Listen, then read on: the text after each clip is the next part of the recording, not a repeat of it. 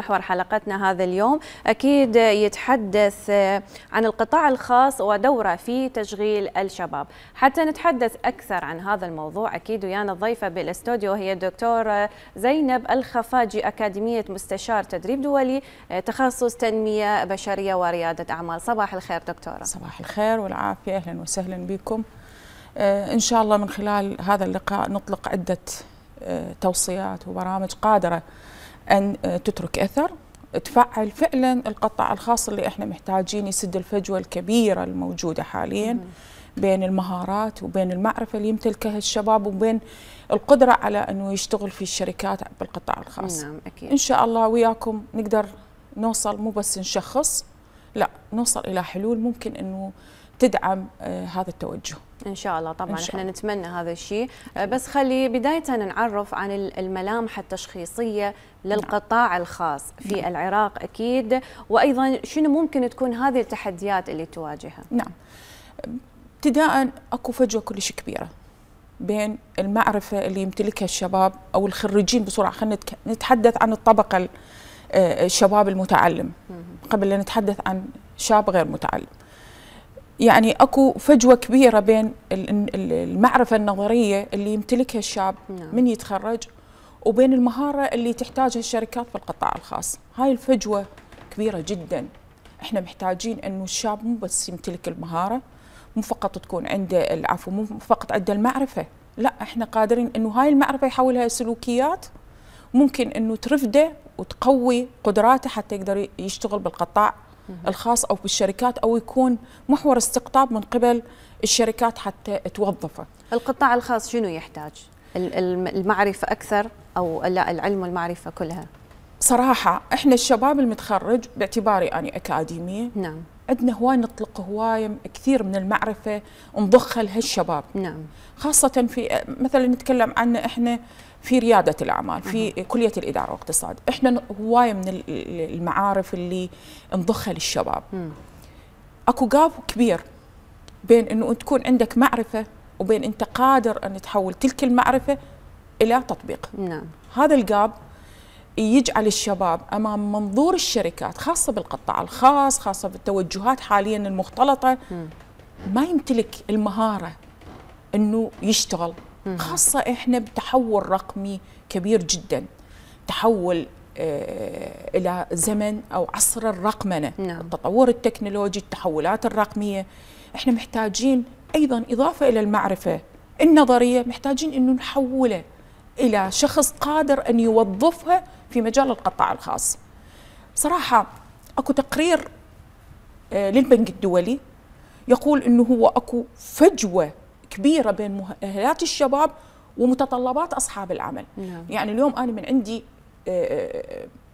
شركة معينة صغيرة محتاجة مجموعة توصيف للوظائف، عندي محتاجة مهارة، شخص يمارس العمل، لا شخص فقط يمتلك المعرفة النظرية. لذلك احنا طرحنا هواي من الأفكار إنه احنا خلال التعليم بالجامعات أنه يكون جزء كبير من التعليم يكون تطبيقي، مو فقط من تكتمل المرحلة أنه نهاية كل مرحلة دراسية أنه ياخذ الطالب جزئية بسيطة أنه يمارس يطبق اللي درسه أبدا. بالفعل، باعتبار أنه أثناء دخوله إلى المرحلة الجامعية، يعني خلينا نقول بالمرحلة الابتدائية والمتوسطة الإعدادية، هو درس يعني معرفة، يعني أخذ كفايته خلينا نقول. نعم. من خلال المناهج الموجودة أخذ كفايته من المعرفة. باعتبار من دخوله بمرحلة الجامعة المرحلة الجامعية، خلي يا ريت يعني يكون أكو تطور بهذا الشيء. مثل ما ذكرتي حضرتك دكتورة بالناحية التطبيقية، يعني ننطي أهمية لهذا الشيء. نعم. كذلك عندنا احنا هواية معاهد تدريب، لكن الخطط التدريبية بتلك المعاهد منفصلة تماما عن الواقع الحقيقي. ماكو ميكس بين احتياجات السوق واحتياجات القطاع. نعم. الخاص أو العام بصورة يعني نحكيها بصورة عامة، وبين التدريب اللي يمارس به تلك المعاهد. احنا اليوم عندنا هواية من المعاهد، معاهد اللي تدرب واللي كذا وتقص يعني خريج معهد شهادات وكذا. المعهد هاي المهنية احنا نسميها التطبيق. من نرجع نشوف إلى الخطط بهاي المعاهد خطط تطبيقيه، خطط انا اضخ لك معرفه وفقط. اذا ما سوينا شيء بهذه الحاله، ما سوينا شيء.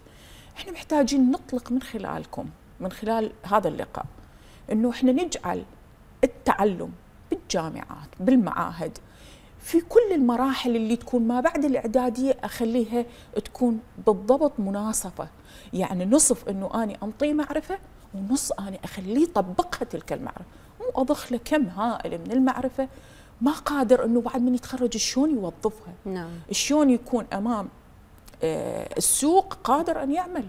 احنا محتاجين نسد هاي الفجوه الكبيره، انه نسوي ميكس بين احنا اللي نضخها من معرفه وكيف نحول هالمعرفه الى تطبيق. كلش محتاجين هاي الفقره. لذلك المراحل، يعني انا تقريبا صار لي سنتين انتقلت الى الجامعه، يعني فتره طويله 29 سنه في وزاره التعليم العالي. من اجيت للجامعه حسيت اكو فراغ بهذا الموضوع، لذلك اسست منصه سميتها نينورتا، ربطتها بالارث العراقي. نينورتا تطلق برامج اكثر من 3500 ورشه تدريبيه مجانيه بالكامل لكل اللي يريد يدخل لها. هاي الورش وظفنا بيها اساتذه اكاديميين على مستوى العالم. نعم. انه احنا ناخذ يعني معرفه معينه، هاي المعرفه نجي نعيد لك، نسوي لك اعاده للمعلومات اللي انت ماخذها بيها، وبعد ذلك نعلمك شلون تشتغل بيها، شلون تحولها الى ممارسه، الى سلوك، الى تطبيق، قادر انه انت تجذب اصحاب الشركات حتى هم يجون يقدموا لك عروض، تعال اعمل معنا. حلو. هاي القضيه شغلنا، قدرنا نشغل هواي. يعني عندنا اكو يعني صارت حاله اللي هي برنامج الامم المتحده الانمائي UNDP، هاي صارت في كربلاء. سووا يعني شراكه مع 6 شركات بكربلاء، ضخوا برامج تدريبيه، دخلت هوايه من الشباب لهاي البرامج التدريبيه، وهذا البرنامج موجود في كربلاء. نعم. قدروا انه هاي الشباب اللي تتدرب عندهم انه يشتغلون بهاي الشركات. ليش؟ لان الشركات مؤمنه انه هذا التدريب اللي يجي دولي هذا ماكو منه بيرفكت. نعم. زين.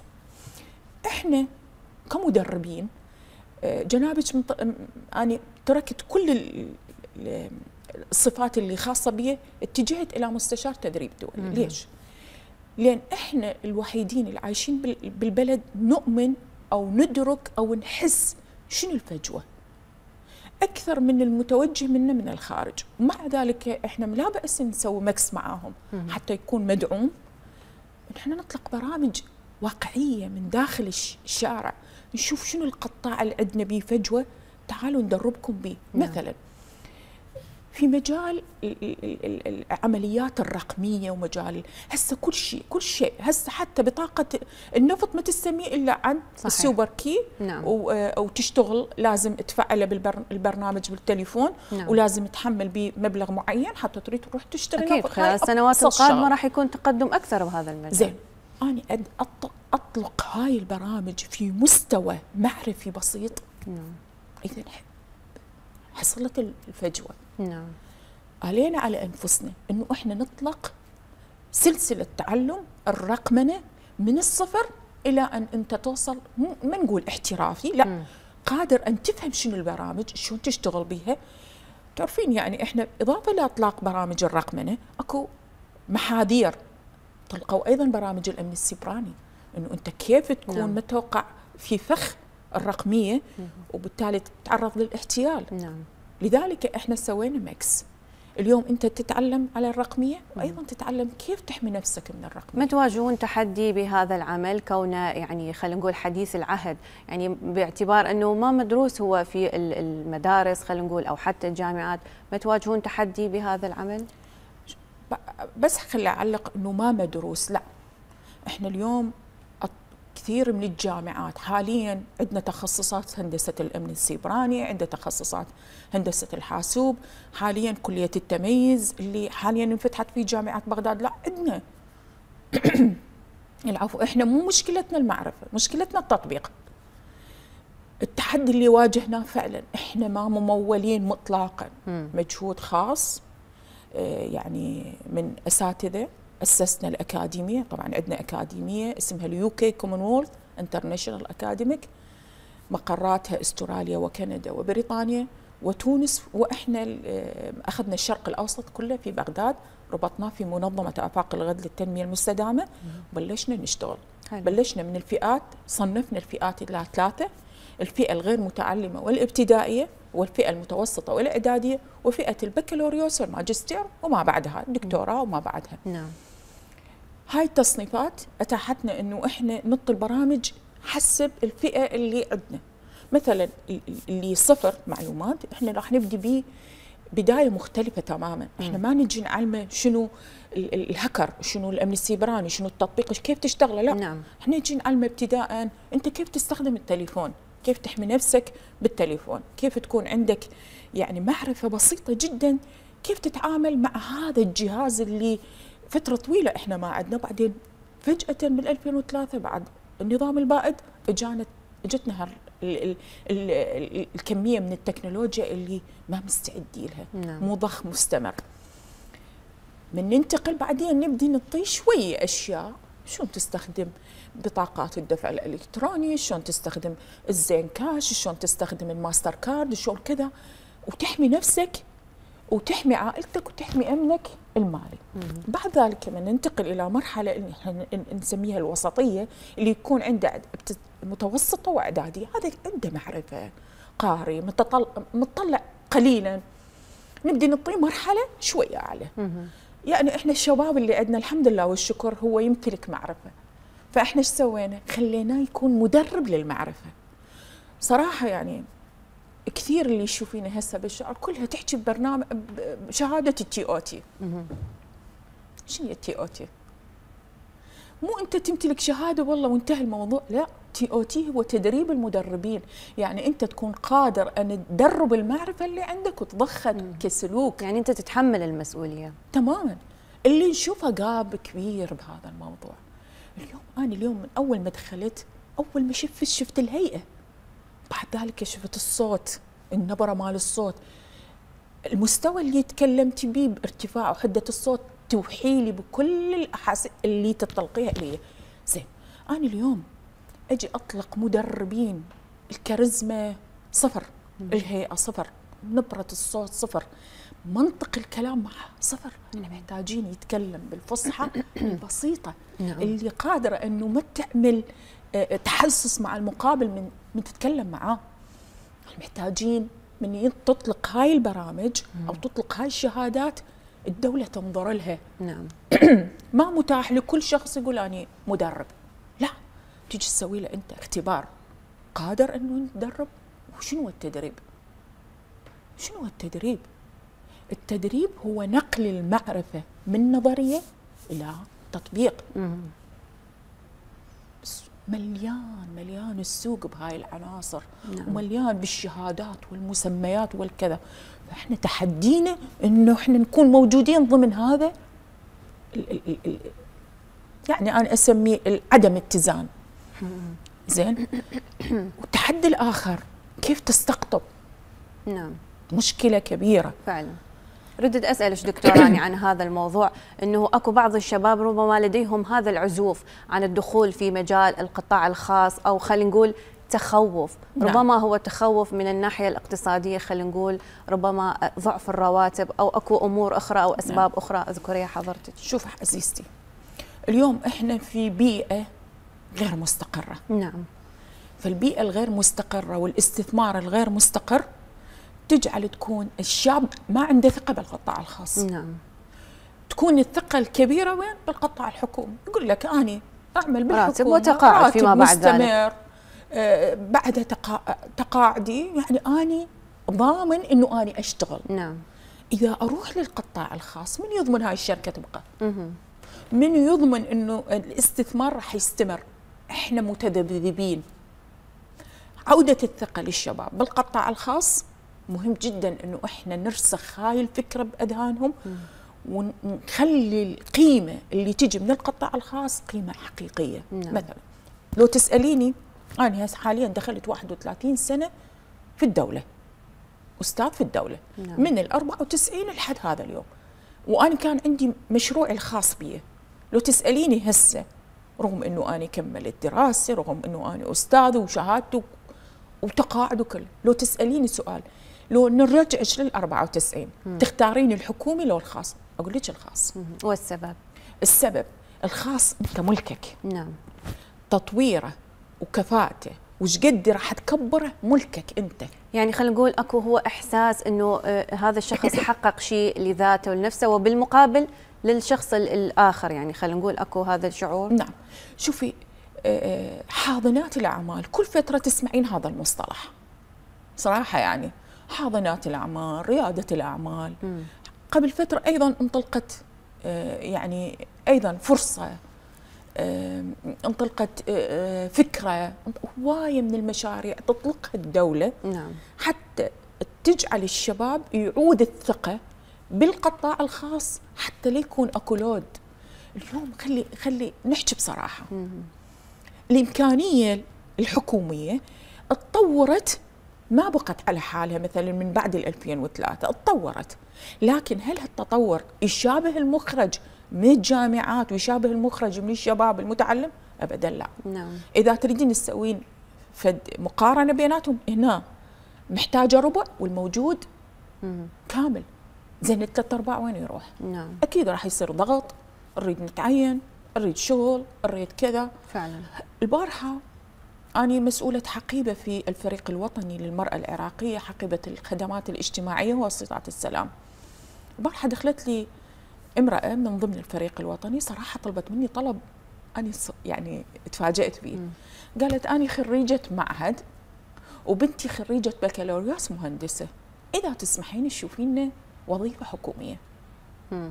يعني أولاً أنا ما ابتسمت، أنا حسيت، شوفوا جنابك ابتسمتي، أنا حسيت ايش قد أكو يعني هموم محتاجين نحتضنها بطريقة مختلفة. نعم.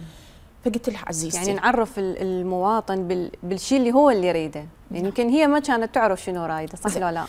خلينا نروح لبعد ثاني، خلي بعد ثاني ممكن إنه إحنا نحول كلامنا من نظري إلى تطبيقي. نعم. اليوم أنا حتى الشاب يكون مؤهل أن لاستقطاب الشركات، يجب أن أنا أعطيه مجموعة من السكيلز، مجموعة من المهارات. نعم. خاصة إحنا بمجالنا وإحنا عندنا سلسلة برامج اسمها السوفت سكيلز اللي هي المهارة الناعمة. شو نقصد بالمهارة الناعمة؟ نعم. حتى يكون كلامنا واضح مع بعض، المهارة الناعمة هي المهارات اللي يمتلكها الفرد، تمام، وتكون تختلف أو مشابهة للمهارة الصلبة اللي هي يمتلكها من خلال مسيرته التعليمية. المهارة الناعمة هاي المهارات اللي نمتلكها، كيف تكون عندك تواصل مع الآخرين، كيف تقنع الآخرين اللي احنا نسميها النيغوشيشن، المفاوضات أو المديتيشن، الوساطة، كيف تقنع سين وصاد من الناس بأفكارك بأنه أنت تمتلك المعرفة، أنه أنت تشغل أو تشتغل عنده وراح تحقق إنتاجية أعلى. هاي السوفت سكيلز إذا الشباب وصلوا إن هم ياخذون هاي المهارة الناعمة، يعني مثل المفتاح للمهارات عاشت الأخرى. إيدك، أحسنتي، كلمة في مكانها، المفتاح حتى أدخل. شوفي أنا فترة طويلة بتونس طلعت على هواية من الشباب الجزائريين والمغاربة والليبيين، صراحة أول ما يتخرج الدولة مباشرة تدخله لمدة سنتين أو سنة حسب هو استعداده، انه انت اللي تعلمته حول الى نظري، من نظري الى تطبيقي. نعم. حتى شنو؟ حتى انت مو انت تروح تسعى للشركه حتى توظفك، لا، تكون محط انظار الشركه هي تجيك. نعم صحيح. بالتالي الشركه اذا اجت للشاب وتريد هي توظفه، هي محتاجته. نعم. هو يخلي شروطه، الضمان الاجتماعي، الضمان اللي هسه طالقه، التقاعد طلقت، قلت لهم كل القطاعات، حتى سائق التاكسي يقدر يجيب لنا لسته يقول اني كل شهر هالقد اطلع. مثلا نفرض 1,000,000، نسبة الاستقطاع للضمان الاجتماعي 10%، يعني ادفع 100,000 شهريا. نعم. يحسبوا له يقولوا 100,000 خلال 15 سنة هالقد راتبك التقاعدي، خلال 20 هالقد، خلال 25 هالقد. نعم. ما بيها يعني زغل وما بيها شيء، بالفعل أوراق رسمية وكلها كاملة.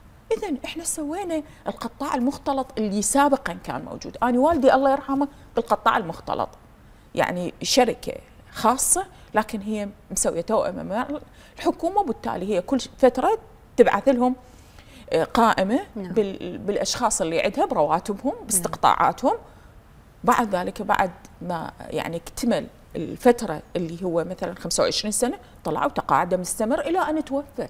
حال الحكومي. نعم صحيح. احنا هاي الثقه محتاجين نرجعها. شلون نرجعها؟ انه احنا نستقطب الشباب، تعالوا ادخلوا اتدربوا اتعلموا، علموا نفسكم كيف تكونون تواكبون احتياجات السوق، وبالتالي هو السوق يطلبكم. نعم صحيح. انتم تذهبون تريدون تشغيل. وايضا احنا محتاجين في مجال يعني الحرف البسيطه، المشاريع الصغيره، محتاجين تسهيل مهمه تسجيل الشركه. نعم. شنو الدعم اللي يقدمه؟ طبعا التقيت مع شخصيه ست هدى قاسم طبعا من وزاره الصناعه والمعادن. نعم. وسوينا لها تقريبا ورشتين تدريبيه في جامعه بغداد. يعني متفضل عميد الجامعه وجه لنا كتاب شكر وتقدير على هاي اللفته من عندنا. كيف انتم تعملون يا شباب؟ كيف انتم يا طلاب تعملون؟ شلون تدعمك الدوله؟ نعم. في وزاره الصناعه والمعادن اكو دعم الخريجين، توفر لكم القروض البسيطه. قروض يا اما بفائده معدومه يا اما بفائده بسيطه. وشلون طريقه استقطاع هاي المبالغ اللي تاخذوها نعم تكون بشكل ما يعني يثقل عاتقكم، يعني تكون لحد ما توقف على رجلك وكذا. وعندنا مشروع هو مشروع صناعه الصابون. وحده من السيدات يعني هاي وحده نقول من الحالات اللي تبنتها وزاره الصناعه والمعادن، خاصه دعم الخريجين، انه تبنوا هاي القضيه ودعموها وعطوها قرض ميسر، وقدرت من بيتها الى ان حاليا عندها معمل صغير لانتاج الصابون. حلو. وبكل انواع العطور والطبيعيه. نعم. وبدت حتى يعني من خلال يعني هذا كلامنا راح يكون لاحق، من خلال تسويقها وطرق تسويقها بدات تسوق للخارج. نعم. إذا إحنا محتاجين نستقطب الشباب. فعلا فعلا. القضية مو قضية أنا شاب وتعالوا تبنوني، لا، قضية مسؤولية. إحنا كمسؤولية شلون الشباب ننضخ لهم التدريب، والشاب أيضا تكون عنده مسؤولية إنه هو يشغل نفسه. صراحة الملل والتكاسل موجود، وش راح أسوي وإذا تخرجت وإذا كذا وإذا لا، كل مجال بيه شغله. صحيح. كل مجال بيه شلون انت تكون كفؤ بحيث انا اليوم اذا اشوف يعني انا عندي منصه تدريبيه، وصراحه المنصه التدريبيه مجانه بالكامل. نعم. شهاداتها الاعتماديه مالها دوليه مصدقه من كل خارجيات العالم اللي هي يعني اكاديميه اليوكي. نعم. هاي الشهاده الاكاديميه حتى تصدر لنا اياها ب $60. الشباب اللي يدربون ياخذون $20. المنصه حتى تهيئ لهم $5، وال$10 توظيف مستمر للشغل. من اشوف قادر شاب قادر انه يدرب بصوره صحيحه ويقدم معلومه صحيحه اكيد وكفوء انه يستقطب شباب، لا هذا يكون يعني المنفت مالته الفائده مالته تكون اعلى. اكيد اكيد دكتوره، يعني مسؤوليه امامكم جدا كبيره، لكن اكيد تحققون نجاح جدا باهر مثل يعني ما ذكرتي حضرتك. يعني ان شاء الله نتمنى لكم التوفيق في جهودكم هذه، وشكرا جزيلا لوجودك ويانا دكتوره زينب الخفاجي. حياك الله. طبعا من منبركم احنا ندعو كل الشباب، نعم، لا تتزود بالمعرفه فقط، حول معرفتك الى سلوك، الى معرفه قابله للتطبيق، تزود بالمهارات، كون كفؤ حتى تكون محور لكل الشركات. اليوم احنا بمرحله استثماريه كبيره جدا، حتى لا يستقطبون من خارج البلد، كون انت الكفؤ اللي تستقطبه، بالتالي انت تكون فرصتك اكبر. نعم. وقادر ان تكون حالك حال الحكومي. اكيد ان شاء الله. عاشت ايدك دكتوره، وشكرا جزيلا لك ولهذه المعلومات القيمه، ونشكر تواجدك ويانا اكيد باستوديو صباح الوطن. شكرا جزيلا. شكرا لك.